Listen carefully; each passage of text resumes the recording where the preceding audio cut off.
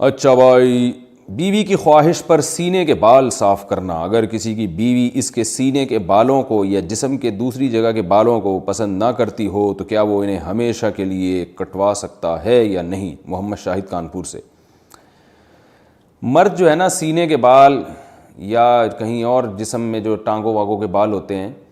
یہ تو مردوں کے ہوتے ہی ہیں، اور ہم نے کبھی نہیں دیکھا صدیوں تک مردوں نے ان کو کاٹنے کی کوشش کی، اور کبھی بھی نہیں۔ اب مردوں میں رواج چل پڑا ان بالوں کو کاٹنے کا۔ تو اس کی زیادہ تر وجوہات تو ہوتی ہیں جو جن میں نسوانیت ہوتی ہے نا، وہ یہ بالوں کو کاٹتے ہیں، ورنہ مرد تو نہیں کاٹتے یہ بال، تو ہمیشہ سے رکھتے ہی آئے ہیں۔ جو اللہ نے قدرتی طور پہ مردوں کو سینے پہ بال دیے ہیں یا ٹانگوں پہ بال دیے ہیں، تو وہ خواتین کی طرح وہ بھی شروع ہو گئے ہیں آج کل بالوں کو صاف کرنا۔ تو پتہ نہیں کیا مقصد ہے ان کا۔ بعض مرد یہ کہتے ہیں کہ ہمارے سینے کے بال اتنے زیادہ بڑے ہو جاتے ہیں کہ اس میں پسینہ جم جاتا ہے، بدبو آتی ہے، تو بھائی روز نہا لیا کرو۔ لیکن بہرحال ان بالوں کے کاٹنے یا نہ کاٹنے کے بارے میں ہمارے پاس شریعت میں کوئی واضح حدیث یا قرآن کی آیت موجود نہیں ہے۔ اتنی بات ہے کہ تغییر خلق اللہ، اللہ کی تخلیق کو بگاڑنا یہ حرام ہے۔ تو کوئی مرد اگر نسوانیت کے لیے، عورت بننے کے لیے، کہ میں لیڈیز تھوڑا ذرا سا ایسا چمکتا ہوا نظر آؤں، تو اس طرح عورت بننے کے لیے وہ یہ کام کرتا ہے، یعنی عورت تو نہیں بن سکتا، یعنی عورتوں کی تو نیت یہ ہوتی ہے نا کہ جو ہے وہ خوبصورت بننا، تو مرد اگر یہ کام خوبصورتی کے لیے کر رہا ہے کہ میں دیکھنے میں عورت جیسا نظر آؤں، خوبصورتی سے مراد نسوانیت والی خوبصورتی، تو پھر تو یہ بالکل حرام ہے۔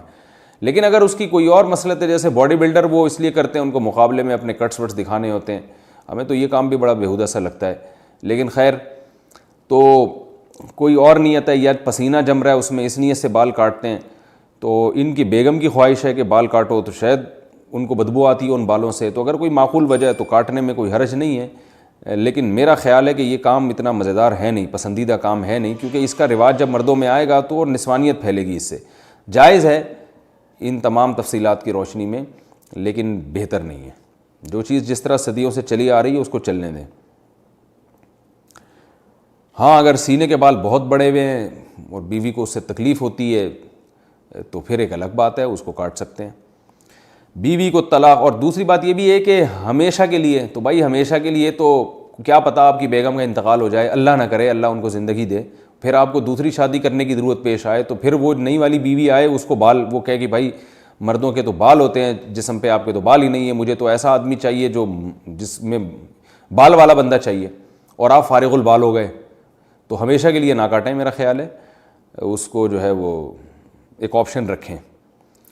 اب آپ کی بیگم کہیں گی کہ کیا میں مر جاؤں گی، آپ نے یہ سمجھا ہوا ہے کہ میں مر جاؤں گی، تو آپ بتائیں کہ جو ہے مجھے امید ہے تم نہیں مرو گی، لیکن جیسے میں بھی تو مر سکتا ہوں نا، تو تم بیوہ ہو سکتی ہو، تو ایسا الٹا بھی تو ہو سکتا ہے نا۔